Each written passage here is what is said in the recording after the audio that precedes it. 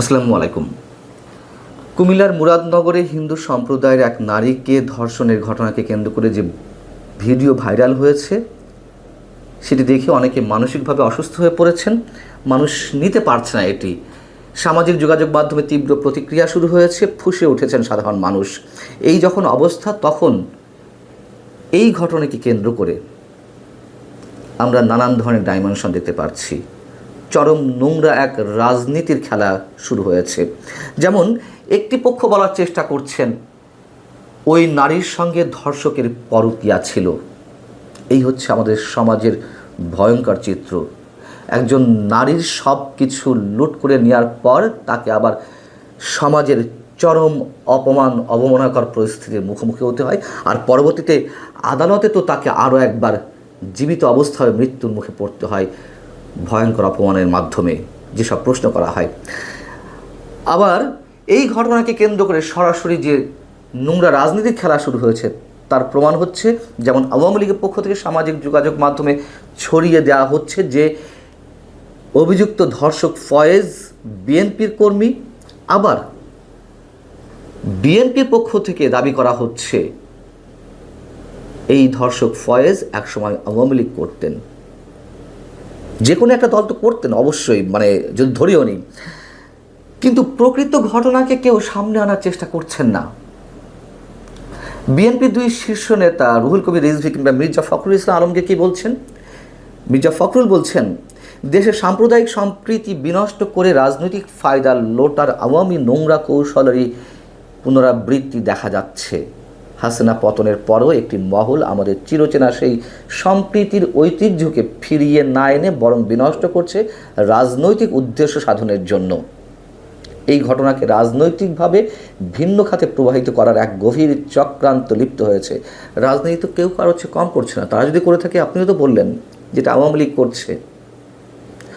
আবার রুহুল কবির রিজভী বলছেন, মুরাদনগরে জঘন্য অপকর্ম করেছে আওয়ামী লীগের একজন নেতা, অথচ সেটা আমাদের দলের নামে চালিয়ে দেওয়ার চেষ্টা করছে। প্রতিবাদ করুন, নিজেদের বক্তব্য দেন, কিন্তু সমাজের সবচেয়ে অতি জরুরি যেই বিষয়টি, সেগুলো তো কেউ সামনে আনছেন না। এই ধর্ষকেরা যে শক্তিশালী, এই ধর্ষকেরা যে সবসময় ক্ষমতার আশ্রয় প্রশ্রয় থাকে, সেই কথা কেন ইঙ্গিত করা হচ্ছে না? আমি যদি বলি 2001 থেকে 2006 সালে সংখ্যালঘুদের উপর কম নির্যাতন তো হয়নি। আমি সংখ্যালঘু শব্দটার সাথে দ্বিমত পোষণ করি, তারপরেও কথা প্রসঙ্গে চলে আসছে বা সবাই এটি বলতে অভ্যস্ত, বোঝানোর জন্য বলতে হচ্ছে। সিরাজগঞ্জের পূর্ণিমাশীল বাঘেরহাটের ছবিরানী বিশ্বাস, তাদেরকে গ্যাংরেপ করা হয়নি বাবা মায়ের সামনে হাত পা বেঁধে? আবার আওয়ামী লীগের সময় তো নিশ্চয়ই এই ধরনের ঘটনা ঘটেছে।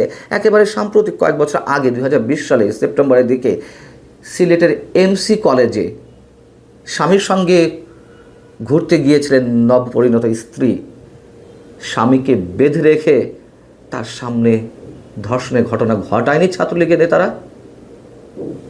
ঘটছে তো, সব আমলেই তো ঘটছে, কিন্তু সবগুলোকে আমরা রাজনীতির মধ্যে নিয়ে এসে প্রকৃত ধর্ষকদের বেঁচে যাওয়ার সুযোগ করে দেই। কে আওয়ামী লীগ, কে বিএনপি, আমি সে বিচারে যাব না। যদি এই সময়ের পরিস্থিতি আমরা সামনে নিয়ে আসি, তাহলে বিষয়টি কি? বিষয়টি হচ্ছে, এখন তো মবের রাজত্ব, কোনো ধরনের বিচার নেই। পুলিশ আসামিকে ধরবে, সেখানে তো আসামি পুলিশকে দাবড়াচ্ছে, পুলিশ আসামির ভয়ে থাকে, সেখানে বিচারটা আসবে কোত্থেকে?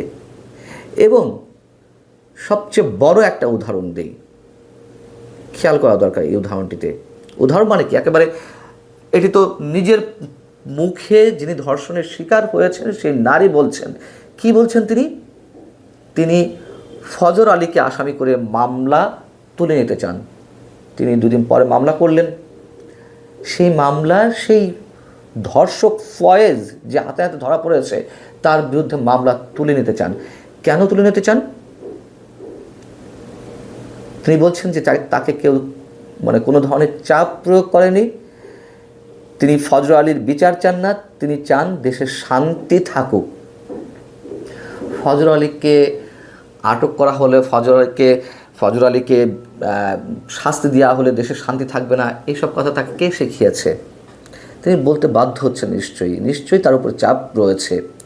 তিনি বলছেন, তাকে যখন প্রশ্ন করা হলো যে কেন মামলা তুলে নিতে চান, তিনি বলছেন তার স্বামী বলছেন মান সম্মান যাওয়ার গেছে, মামলা করলে তো আর পাওয়া যাবে না, মানে সেই সম্মান আর পাওয়া যাবে না, তাই নিজ ইচ্ছায় তিনি মামলা তুলে ফেলবেন। আচ্ছা, এটা কি বিশ্বাসযোগ্য যে এরকম অত্যাচারের শিকার যিনি হয়েছেন তিনি এবং তার স্বামী, তারা দুজন মিলে সিদ্ধান্ত নেবেন যে মামলা এমনিতেই তুলে নিতে হবে? ধরে নিলাম যে কেউ চাপ প্রয়োগ করছে না, কেন তারা এই কথা বলতে বাধ্য হচ্ছে এই জন্য যে এই বিচার চলতে থাকলে বা তার বিরুদ্ধে যে মামলা আছে চলমান থাকলে তাদের জীবনটাও বোধহয় চলে যাবে। প্রশ্ন হচ্ছে এখানেই, তাহলে কোন ক্ষমতাশীল ব্যক্তিরা এই ধরনের হুমকি দিচ্ছে অথবা তাদের ভয় তার এই অসহায় মানুষগুলোকে থাকতে হচ্ছে? তাহলে এই যে বলা হচ্ছিল যে অভিযুক্ত ধর্ষক আওয়ামী লীগ করতেন, তাহলে তিনি এত প্রভাবশালী হন কিভাবে? তাদের তো এলাকায় ছাড়া হয়ে যাওয়ার কথা, সে এই ক্ষমতাটা, এই শক্তিটা কোত্থেকে পাচ্ছে? এখন তো আর নিশ্চয়ই আওয়ামী লীগের ওই ধরনের কোনো ক্ষমতা নেই, তাই না? তাহলে নিশ্চয়ই বিএনপি বা জামাতের যারা এখন শক্তিশালী ব্যক্তি, সমাজে প্রভাবশালী রাজনৈতিকভাবে, তাদের ছত্র ছায়ায় সেই ধর্ষক এতটা শক্তিশালী হয়ে উঠেছে, যার কারণে এই ধরনের একটা ভীতিকর অবস্থায় ওই নারী এবং তার স্বামী রয়েছেন। এই বিষয়গুলো আমরা কেউ সামনে আনছি না। আমাদের দায়িত্বশীল মানুষেরা, মির্জা ফখরুল কিংবা রুহুল কবির রিজভীর মতন দায়িত্বশীল ব্যক্তিরা, তারাও এই ঘটনাকে কেন্দ্র করে রাজনীতি করছেন। আওয়ামী লীগ তো করছেই, আমি প্রথমেই বলেছি সামাজিক যোগাযোগ মাধ্যমে ছড়িয়ে দেওয়া হয়েছে। বিষয়টা হচ্ছে সবই নির্বাচন, সবই ক্ষমতা। এই সরকারের বিরুদ্ধে এখন চোখ তুলে অভিযোগের আঙুল কেউ প্রদর্শন করছেন না বিএনপির।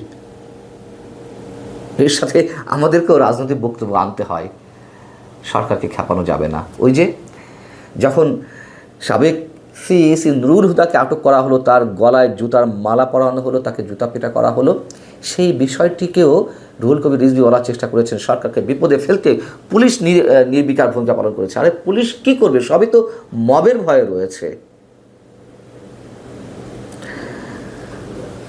ভালো থাকুন সবাই।